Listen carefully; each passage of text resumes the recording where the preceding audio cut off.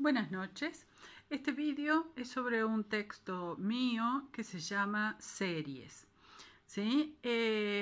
Y comenzamos presentando tres relatos, podríamos decir, y a partir de ellos vamos a hacernos algunos planteos. El primero es el de una obra de arte, un grabado de Durero que se llama Melancolía. Yo tengo acá una reproducción, no es muy buena, está en el libro Saturno y la Melancolía de Klivansky, Panofsky y Sachs. A ver si ahí la ven. ¿Sí?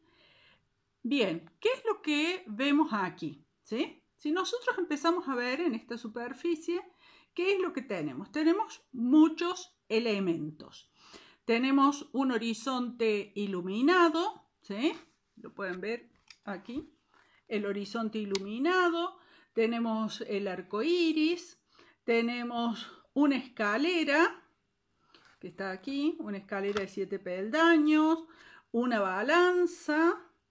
Un reloj de arena, un cuadro mágico matemático, tenemos un poliedro, un puto, que es el niño aquí al lado, una figura femenina, llaves, instrumentos de carpintería, un perro, ¿qué más tenemos? Una esfera, elementos geométricos, ¿sí? Aritméticos, de carpintería, de arquitectura, de medida, animales, seres alados. Tenemos aquí un murciélago que toma esta etiqueta, ¿sí? Que dice justamente Melancolía 1.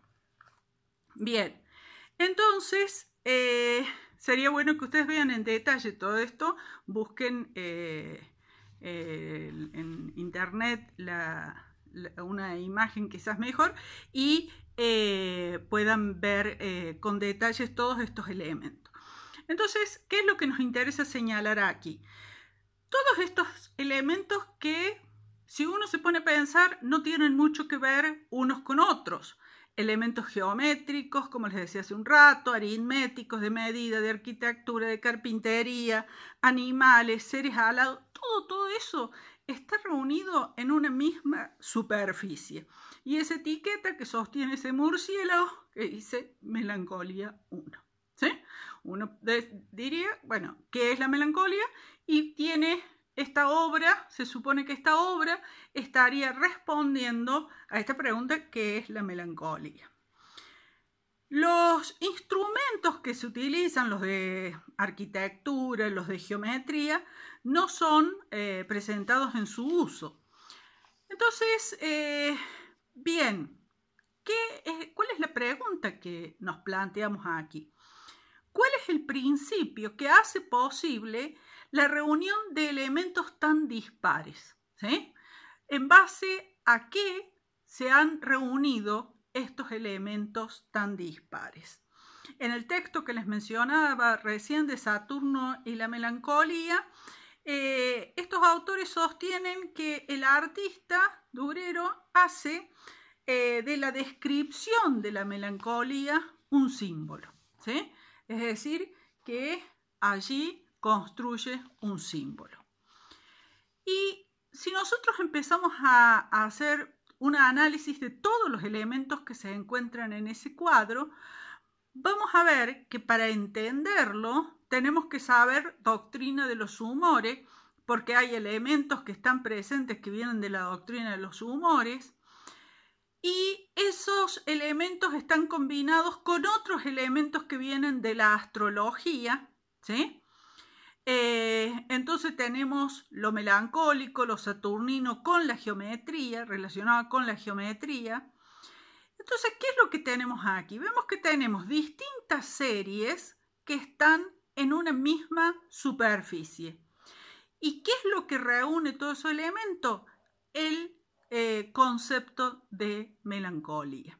Entonces, la melancolía durante mucho tiempo se consideró que en una medida potencia al intelecto y la sensibilidad, pero en exceso provoca la locura. Y eso está simbolizado en esta combinación de series que presenta el artista. Entonces, acá vamos a retomar una idea que vimos en un video anterior sobre Cassirer, sobre cómo operan los conceptos, y lo vamos a aplicar aquí al análisis de este cuadro. Y la pregunta que tenemos que hacerle al cuadro no es qué es la melancolía, sino cómo opera el concepto melancolía, ¿sí? O sea, no nos interesa lo que es, sino este concepto cómo operado. ¿Y qué significa cómo opera? Cómo ha generado vecindades, ¿sí? Cómo ha generado cercanías. Es decir, habíamos dicho que que los conceptos son funciones para Cassirer, y esas funciones que son operaciones y cómo operan produciendo series, ¿sí? Esas series de elementos, ¿sí? Que es lo que produce el concepto. Concretamente, en este cuadro lo que tenemos son series de elementos, pero tenemos varias series que provienen de concepciones diferentes. Tenemos la serie que proviene de la doctrina de los humores, como le decía recién, tenemos la serie que proviene de la astrología, ¿sí? Tenemos distintas series que aquí están articuladas por un concepto que es el de melancolía. Dejemos en suspenso ahora a este maravilloso cuadro de Durero y pasemos a otro relato, a los átomos, ¿sí? Cuando nosotros hablamos de átomos, podemos, y acá lo vamos a seguir un poco a Cassirer, al propio Cassirer que hace este análisis, podemos seguir también a su vez dos relatos. Uno que es bastante tradicional, pensar que los átomos, esta idea, los átomos son estos elementos individuales, primarios, que se reúnen y juntos dan lugar a la molécula. Luego las moléculas se reúnen entre sí y se estructuran los cristales, ¿sí? Esa es una forma de entender, pero Cassirer va a poner otro relato y va a decir, bueno, pero en realidad ese es un cuentito, dice, lo que en realidad interesa es cómo es que se usa en la ciencia, ¿no? Entonces, para Cassirer, el átomo no es un punto inicial, como en el relato que estuvimos mencionando recién, sino que constantemente en la investigación científica al átomo se lo está ubicando en espacios relacionales. Y de nuevo tenemos aquí, no importa qué es el átomo, ¿sí? Sino que cómo opera. ¿Y cómo opera este concepto? Y bueno, reuniendo en un sistema de coordenadas, y justamente donde el átomo es lo que ordena, justamente a todas estas determinaciones químicas. Entonces lo que tenemos es que homogeniza propiedades que son presentadas como heterogéneas. Las series se relacionan entre ellas por medio del concepto de átomo. Entonces fíjense que lo que tenemos aquí es que el concepto de melancolía en el cuadro de Durero y en el concepto de átomo operan de forma semejante, ¿sí? Producen objetos y propiedades estables y son durante mucho tiempo, porque una de las cosas en el relato de Klivansky, Panofsky, Sachs, lo que tenemos en Saturno y la melancolía justamente es cómo se ha producido este objeto que sería la melancolía que está representando el artista aquí, ¿no? Es un poco esa historia. Y el átomo, bueno, es lo que hemos visto en química, ¿no? Entonces, operan igual. O sea, lo que hacen es tomar series, ¿sí? Y esas series las articulan, ¿sí? Esas series se relacionan entre sí, en un caso por medio del concepto de melancolía y en otro caso por medio del concepto de átomo. Bien, vamos a ver un tercer caso, ¿sí? Vimos el de melancolía en la obra de Durero, en el cuadro de Durero, vimos el de átomo, y ahora vamos a ver un texto de Borges que toma Foucault sobre cierta enciclopedia china. Dice Borges, presenta esta clasificación, ¿no? Los animales se dividen en, esta clasificación que está presente en esta enciclopedia china. Los animales se dividen en A, pertenecientes al emperador, B, embalsamados, C, amaestrados, D, lechones, E, sirenas, F, fabulosos, G, perros sueltos, H, incluidos en esta clasificación, I, que se agitan como locos, J, innumerables, K, dibujados con un pincel finísimo de pelo de camello, L, etc., M, que acaban de romper el jarrón, N, que de lejos parecen moscas. Foucault, que va a decir, bueno, esto es un ejemplo de lo que es imposible de pensar. Esto es una monstruosidad que está representando aquí Borges, donde lo monstruoso es justamente la imposibilidad de pensar esto. Esto es imposible de pensar, por eso también nos causa cierta gracia, porque la gracia que nos causa se ve justamente, está mostrando esto, que es imposible pensar eso, ¿sí? Bien, esto es un espacio que es impensable. ¿Por qué? No hay posibilidad de un lugar común, ¿no? Uno podría decir, ¿qué tienen en común? O sea, porque ¿qué es lo que aquí hace imposible pensar? ¿Que haya animales fabulosos? ¿Que haya sirenas? No. Aquí es la serie misma la que es imposible pensar, ¿no? No hay posibilidad de un lugar común. No hay un concepto que pueda articular esta serie, porque en realidad esto no es una serie, ¿sí? Volvamos al cuadro de Durero. Allí también teníamos un montón de elementos, ¿sí? Pero sin embargo están articulados. Son series que inclusive vienen de distintas tradiciones, pero están articulados. Entonces es posible el pensar. En cambio, esto no constituye una serie, porque es imposible como serie. Entonces, a partir de estos tres ejemplos, vamos a tomar dos conceptos de dos autores que nosotros ya lo hemos venido trabajando. Uno es Cassirer y el otro es Kuhn, que de alguna forma los vamos a acercar siguiendo una idea de Friedman. Y vamos a ver hacia dónde nos lleva esto, ¿sí? Para Cassirer, la conceptualización, como nos señala Morman, no es una actividad mental. O sea, cuando hablamos de conceptos, cuando hablamos de conceptualización, en Cassirer no estamos hablando de actividad mental. ¿Por qué? Porque los conceptos son funciones matemáticas, ¿sí? Entonces, esto ya nos pone en una situación diferente a la que veníamos teniendo cuando pensábamos los conceptos. ¿Se acuerdan cuando hablábamos de las dicotomías y teníamos varias, ¿no? Aquellas dicotomías que han sido los fundamentos del patriarcado. Teníamos varias, ¿no? Lo interno y lo externo, el sujeto-objeto, mente-cuerpo, individuo-sociedad, ser humano-naturaleza o cultura-naturaleza, ¿sí?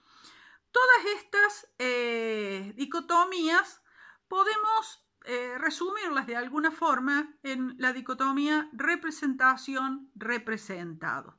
Y aquí vemos que el segundo elemento de estas dicotomías es lo representado, ¿sí? Y la primera es lo que representa. Lo interno, o sea, podría ser la mente, representa lo externo. el sujeto representa el objeto, la mente representa el cuerpo, el individuo representa la sociedad, el ser humano representa a la naturaleza, ¿sí?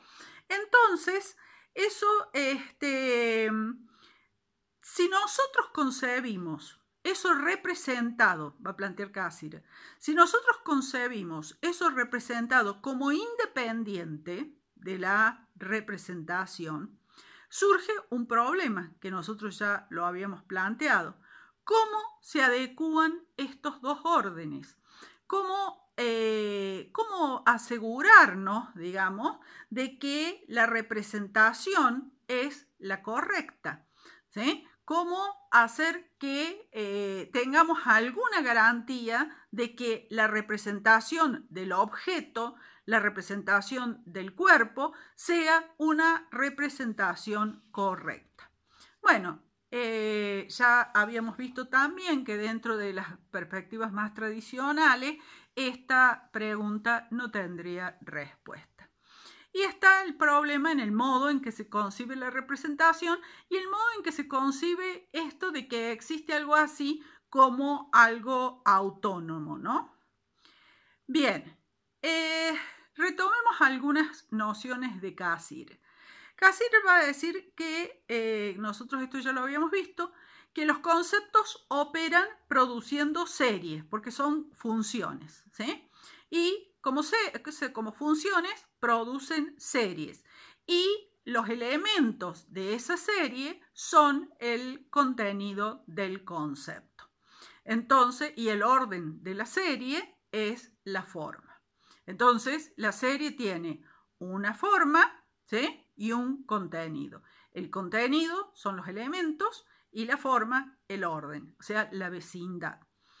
Bien, entonces las preguntas que se hacen relevantes ahora es ¿qué vecindades genera el concepto? ¿Qué aproximaciones genera el concepto? La serie de Borges dijimos que en realidad no es una serie. Es impensable porque no hay una forma que sea posible. Es decir, no tiene forma. Están los elementos, hay contenido, pero no hay forma, ¿sí? Entonces, si no hay forma, no podemos pensar. Recuerden que necesitamos de la forma para poder pensar. Entonces, cuando Cassirer dice, bueno, hay que ver, cuando nosotros decimos, vamos a suponer, R representa S, ¿sí? ¿Qué queremos decir con eso? R es el miembro de una serie, ¿sí? Y esa serie resulta de un concepto. Vamos a verlo con un ejemplo. Vamos a decir, por ejemplo, lunes representa a los días de la semana. Quiere decir eso que lunes es un representante de días de la semana. ¿Por qué? Porque lunes es miembro de la serie lunes, martes, miércoles, jueves, viernes, sábado, domingo, y esa serie ha sido producida por el concepto días de la semana. Entonces, vamos de nuevo al ejemplo del átomo, ¿sí? Aquí, ¿qué tenemos? Aquí teníamos distintas series que eran coordinadas por el concepto de átomo, ¿sí? Entonces, por ejemplo, la serie de los átomos de un mismo elemento con un mismo número de protones se coordina con la serie de átomos del mismo elemento, pero con números de neutrones diferentes. Entonces tenemos series diferentes, pero esas series se coordinan justamente a través del concepto átomo. Es decir, que el concepto átomo opera coordinando estas series. Entonces, ahí tenemos un ejemplo. En el caso de melancolía, ¿cómo operaba melancolía? También teníamos allí un montón de series. La serie de los elementos geométricos, la serie de los elementos de astronomía, la serie de los sarcófagos egipcios, porque había muchas series que provenían de ahí, muchos elementos que provenían de ahí, serie de la teoría de los humores. Todas esas series son coordinadas por el concepto de melancolía. Y ese concepto cuando opera, tanto melancolía en este caso o átomo en el caso anterior, producen esos objetos estables. Los elementos entonces solo son relevantes si son miembros de una serie, ¿sí? O sea, los elementos no tienen un valor en sí mismo y por sí mismo, sino que solo adquieren valor si están dentro de una serie. Entonces, el concepto, ¿cómo trabaja? El concepto dijimos que es una ley relacional que conecta a la multiplicidad en una forma única, ¿sí? Es decir, fíjense, en el cuadro de Durero, todos esos elementos, ¿sí? que vienen a su vez de distintas series, porque allí no es un único concepto que reúne todos los elementos, sino que ya son series que ya han reunido elementos y todos esos elementos son, toda esa multiplicidad se reúne en esta forma única que sería el cuadro y que sería la melancolía. Las propiedades entonces de los elementos van a depender de su ubicación en la serie. Habíamos dicho que ya no hay más esencias. ¿Por qué? Porque la esencia suponía que los elementos tenían un valor en sí mismos, que eran autónomos, que eran independientes. Ahora no, las propiedades van a tener que ver con la ubicación que tienen en la serie. ¿Y la serie qué hace? La serie homogeniza, ¿sí? Homogeniza.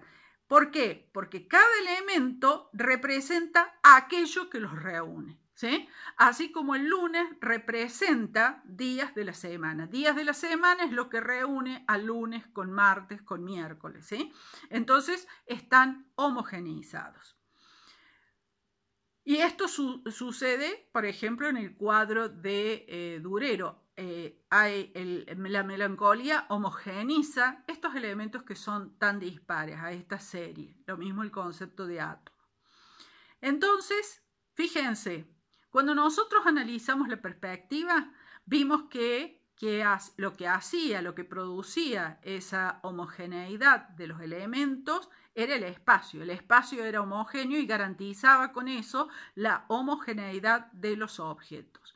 Cassirer está diciendo que es el concepto, por lo tanto nosotros podríamos hacer una analogía entre el concepto y el espacio. Es importante entender esto, a diferencia de Aristóteles. La homogeneidad no está en las cosas. No es que las cosas se parecen entre sí, que las cosas ellas mismas son parecidas en sí, sino que es producida por los conceptos. La homogeneidad, ¿sí?, es producida por los conceptos o, cuando analizamos la perspectiva, por el espacio. Por eso ahora podemos hablar de un espacio conceptual para mantener aquella idea. En el caso de Kuhn, cuando nosotros hablábamos de Kuhn, hablábamos de una homogeneidad en el mundo, ¿sí? Ese mundo, ese cuadro, y hablábamos de pluralidad de mundos, y esos mundos eran diferentes entre sí. Pero cuando entrábamos a cada mundo determinado por esa matriz disciplinar, esos eran mundos homogéneos. Entonces, el que homogeneizaba allí, en el caso de Kuhn, es el mundo, ¿sí? Pero entonces, mundo, espacio conceptual, el concepto, son análogos en sus funciones de producir objetos homogéneos. Friedman lo que hace es tratar de acercar a Kuhn a Cassirer, si bien son dos autores diferentes. Por ejemplo, una diferencia: en Kuhn hay sujeto, el sujeto social, por ejemplo, las comunidades científicas que comparten las matrices disciplinares, y en Cassirer no hay sujeto, porque Cassirer lo único que hay son las funciones, y esas funciones matemáticas que son los conceptos, esos conceptos que operan y producen la serie. Bien, ¿y de qué modo Friedman va a acercar Kuhn a Cassirer? Diciendo que los paradigmas producen yuxtaposiciones, o sea, los paradigmas producen semejanzas, los paradigmas o las matrices disciplinares, ¿no? Si bien las matrices disciplinares tienen otras cosas, además de conceptos, por ejemplo los ejemplares, que son distintos a los conceptos, sin embargo, podríamos decir en un sentido que las matrices disciplinares producen estas juxtaposiciones al mismo modo que los conceptos según Cassirer. Entonces, en síntesis, ¿qué es lo que tienen en común Cassirer y Kuhn? Es esta idea de que las juxtaposiciones remiten a redes, ¿sí? A redes, a relaciones, que son expresadas por cada uno de los elementos reunidos. Es decir, que cada uno de los elementos que aparecen en esas redes expresan eso que los ha reunido.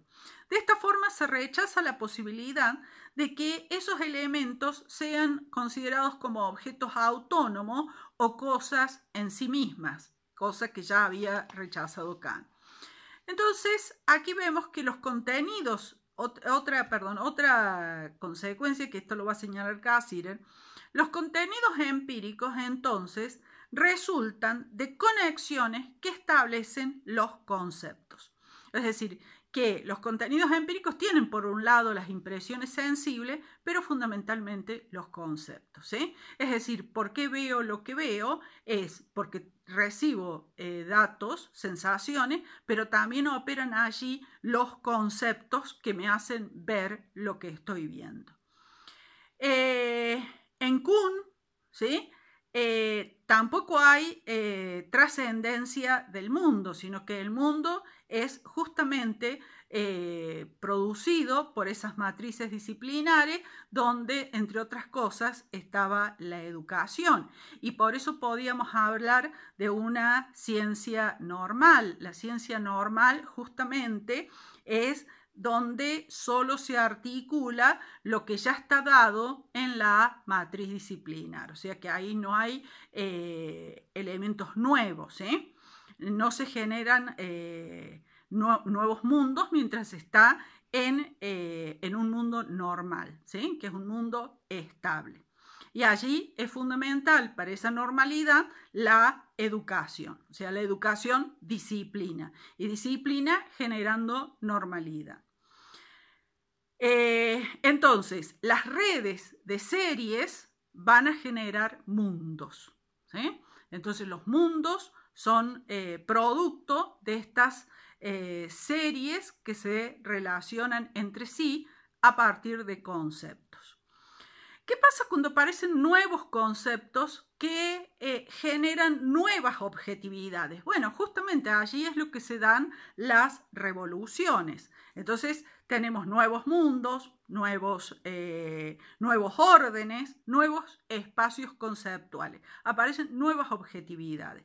Siempre yo pongo el ejemplo de Freud aquí porque antes de Freud los sueños era algo pensado como aleatorio, no tenía significado, y con Freud, a partir del concepto inconsciente, fíjense cómo hace articular serie. La serie de los sueños, ¿sí? La serie de los actos fallidos, la serie de los síntomas, ¿sí? Entonces todas esas series, la serie de los chistes, ¿sí? Todas esas series son articuladas a través del concepto inconsciente y se genera allí una nueva objetividad. Y ahí podemos percibir cosas que antes no percibíamos sin ese concepto. Me parece que ese ejemplo es muy claro para poder ver cómo Freud establece una revolución porque genera una nueva objetividad, ¿sí? Y entonces empiezan a aparecer contenidos empíricos diferentes que antes no se daban. Entonces, para terminar esto, el trabajo plantea una última pregunta. ¿Qué pasa si nosotros nos olvidamos que el mundo, el contenido empírico, resulta de conceptos, ¿sí? De conceptos o de las matrices disciplinares, como querrán? ¿Qué pasa si lo olvidamos?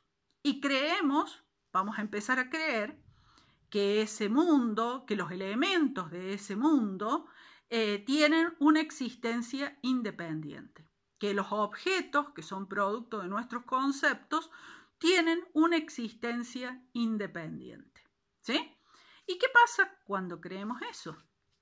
Nosotros habíamos visto que el concepto produce homogeneidad, ¿sí? Entonces, el concepto, esa homogeneidad que ha producido el concepto, se empieza a tomar como real, como independiente del concepto. Y entonces es más grave aún si consideramos que nuestras percepciones dependen de nuestros conceptos. Si olvidamos esto, ¿sí? Entonces nos cerramos a creer que otras percepciones son posibles. Y esa es la base de la violencia epistémica, ¿sí? ¿Por qué? Porque hemos olvidado lo fundamental, que nosotros lo que vemos, lo vemos por resultado de la educación, de nuestros conceptos, ¿sí? Y de nuestros espacios conceptuales, y entonces consideramos absurdo otras homogeneidades, otras percepciones. Entonces, tener presente las acciones de los conceptos, los paradigmas de la educación permite, entre otras cosas, sincerar nuestros propios mundos. ¿Qué significa sincerar nuestros propios mundos? Significa saber que nuestros mundos, que aquello que consideramos objetos, son resultado de nuestros conceptos, son resultado de nuestra educación, que eso que consideramos dado, autoevidente, es resultado de conceptos que han operado allí, de juxtaposiciones generadas por nuestros paradigmas, por nuestros conceptos, ¿sí? Esa es la idea fundamental. Fíjense, y acá quiero terminar con un ejemplo. Si nosotros pensamos en el feminismo, como el feminismo, especialmente el feminismo de la primera y la segunda ola, siempre defendían los derechos de la mujer y se basaban en esa idea de la mujer, pensando en la mujer, pensando que esa homogeneidad que veían, ¿sí? Era justamente real, ¿sí? Pero después se van dando cuenta de que no existe la mujer, ¿sí? No hay ese objeto homogéneo, semejante unas con otras, sino que más bien hay realidades totalmente distintas, porque no tiene nada que ver una mujer europea con una mujer que vive en África o con una mujer que vive en Latinoamérica, e inclusive en cada uno de esos países, en distintos lugares, en distintas clases sociales, etc. Entonces existen mujeres. Entonces empiezan a aparecer nuevas percepciones de una nueva realidad. Entonces, si nosotros nos quedamos solo con un concepto y con la serie y creemos y nos olvidamos que eso que estamos considerando es justamente producto de nuestros conceptos, que esa homogeneidad es producida por nuestros conceptos, entonces estamos en el umbral de la violencia epistémica. Bueno, nos vemos en próximos vídeos con más ejemplos sobre cómo operan los conceptos. Buenas noches.